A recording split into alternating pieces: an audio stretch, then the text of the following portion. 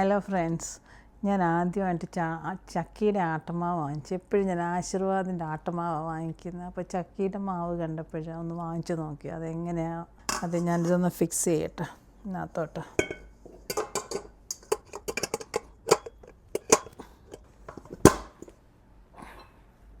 ഇതിൻ്റെ ആ ഒരു കുഴയ്ക്കുന്ന സാധനം ഉണ്ടല്ലോ,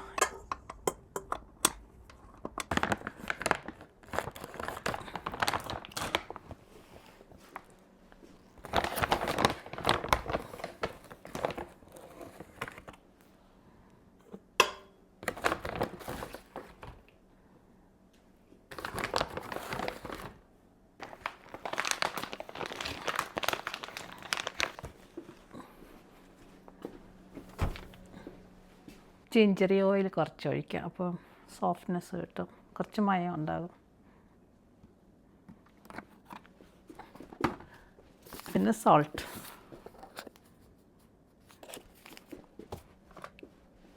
പിന്നെ കുറച്ച് വെള്ളം.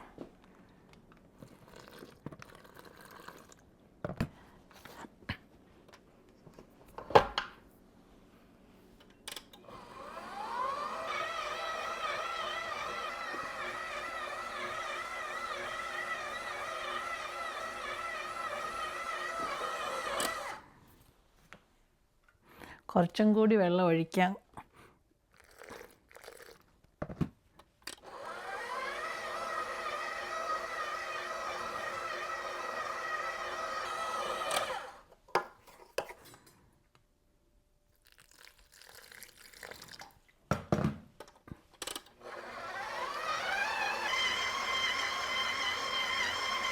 ഇപ്പോൾ ഈ മാവ് ചപ്പാത്തി മാവ് പോലെ കുഴഞ്ഞ് വന്ന കണ്ടില്ലേ? ഞാൻ കൂട്ടി വെള്ളം ഒഴിച്ച് കഴിയുമ്പോൾ അരയ്ക്കാനും എളുപ്പം, ചപ്പാത്തിക്കും സോഫ്റ്റ് ആകും.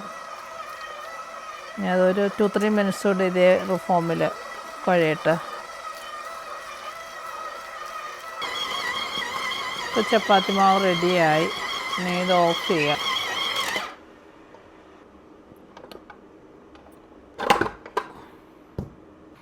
ഞാൻ മാവ് പുറത്തെടുത്ത് കൈ കൊണ്ട് ശരിക്കും കുഴച്ച് എല്ലാം റൗണ്ട് പരുവത്തിലാക്കി. ഇപ്പം ബോൾ പോലെയായി.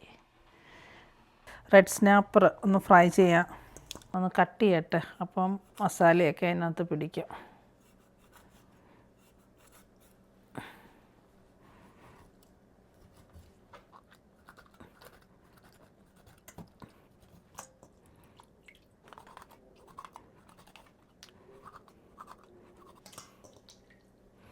ഇത് ചെറിയ പീസ്.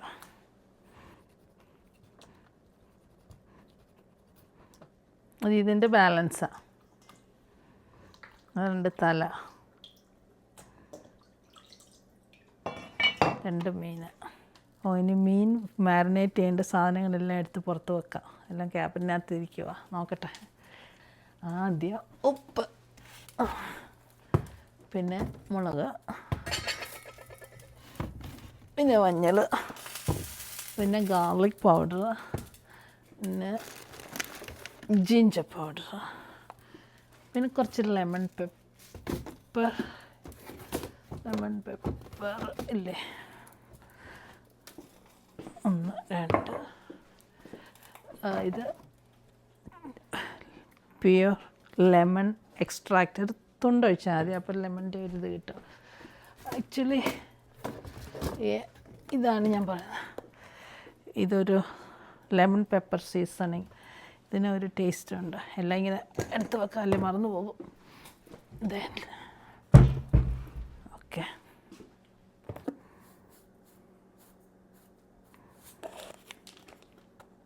അത് മതി. ഞാൻ മഞ്ഞൾ പൊടി,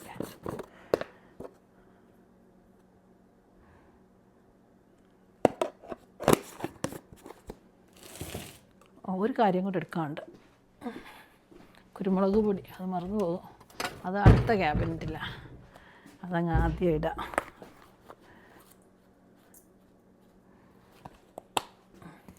ചുവന്ന മുളക് പൊടി,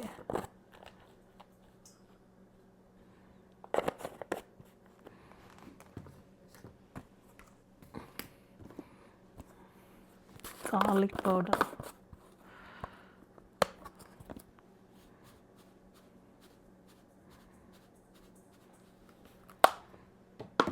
ginger powder.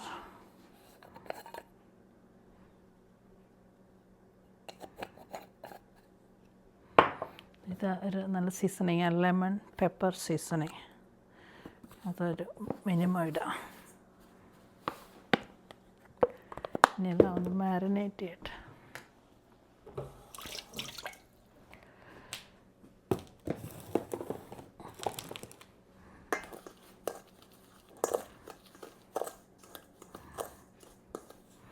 ഒരു കാര്യം ഒഴിച്ചില്ല, ഇത് ലെമൺ എക്സ്ട്രാക്റ്റാണ്, ഒരു തൊണ്ട് ഒഴിക്കാൻ പാടുള്ളൂ. ഇത് കോൺസെൻട്രേറ്റഡ് ആണ്.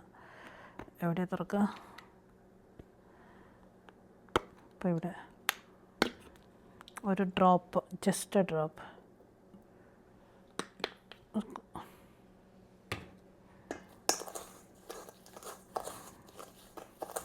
ആക്ച്വലി ശകല മുളക് പൊടിയും കൂടെ ഇടാം. ശകല ഈ സൈഡ്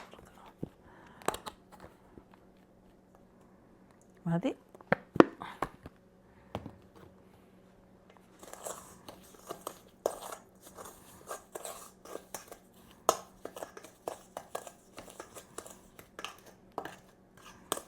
ഇനി മീനെല്ലാം കൂടെ പറക്കി ഇതിനകത്തിടാം. കൈ കൊണ്ട് ചെയ്യണമെന്നുണ്ട്, പക്ഷേ നീറും, കൈക്കൊരു വേദന വരും. അപ്പം കുറച്ച് ഇങ്ങനെയൊക്കെ ഇട്ടാൽ, ഇങ്ങനെ ആകുമ്പോൾ കുഴപ്പമില്ല. കൈ കൊണ്ട് മാരിനേറ്റ് ചെയ്യുന്ന ഏറ്റവും നല്ല മാരിനേഷൻ ഞാൻ പഠിച്ചതാണ്. എനിക്ക് ആ ഒരു ബേണിങ് ഇഷ്ടമല്ല കൈയുടെ. ഇപ്പം നെക്സ്റ്റ്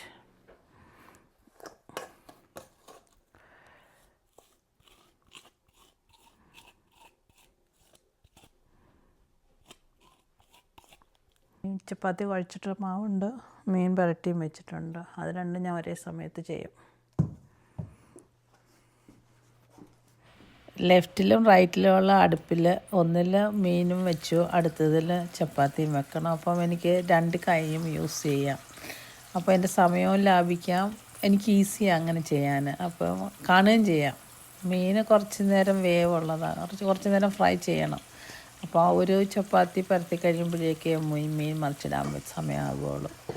അപ്പോൾ അതും തീ ഒന്ന് ചെറുതായിട്ടൊന്ന് കുറച്ച് വെച്ചു.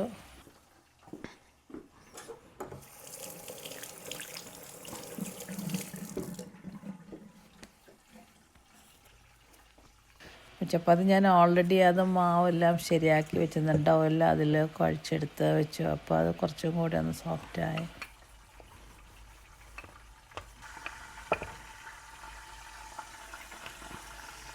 ഒന്ന് മറിച്ചിടാം.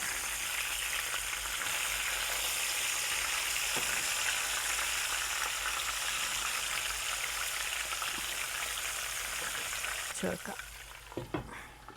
മീൻ മറിച്ചിടുമ്പോഴേക്കും ചപ്പാത്തിയും മറിച്ചിടാം. നല്ല എളുപ്പമല്ലേ, നല്ല ട്രിക്ക്. എനിക്കങ്ങനെ ഇഷ്ടമാണ് ചെയ്യാൻ. അപ്പോൾ എനിക്ക് സമയം ഇങ്ങനെ സേവ് ചെയ്തെടുക്കാം. ഇങ്ങനെയൊക്കെ പറയുവാണെങ്കിൽ അത് കരിയാതെ നോക്കണം. ഒന്ന് പുകയുവാണെങ്കിൽ മുറിയിലൊക്കെ പുക വരും, പിന്നെ ഫയർ അലാം അടിക്കും. അപ്പം അതും ഒരു നോട്ടം വേണം. അപ്പോൾ ഒന്ന് തീ പിന്നെ റെഗുലേഷൻ എനിക്ക് ഇമ്പോർട്ടൻ്റാണ്. പെട്ടെന്ന് കണ്ണ് തപ്പിയാൽ കരിയും, ചപ്പാത്തി കരിയും, മീനും കരിയും. അങ്ങനെ കരിഞ്ഞാൽ പിന്നെ ഫുൾ ശല്യമാകും.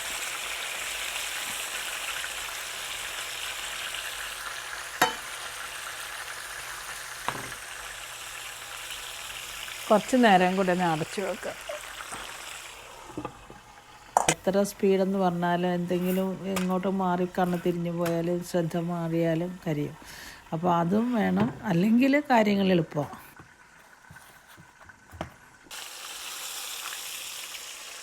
പണികളൊക്കെ കഴിഞ്ഞ് ഒരുവിധം ഡണ്ണായി. ഒരു 3 hours എല്ലാം എടുത്തു. ഇനി ഒന്ന് പ്ലേറ്റ് ചെയ്യണം, പാത്രം കഴുകി വെച്ചിട്ട് കഴിക്കണം.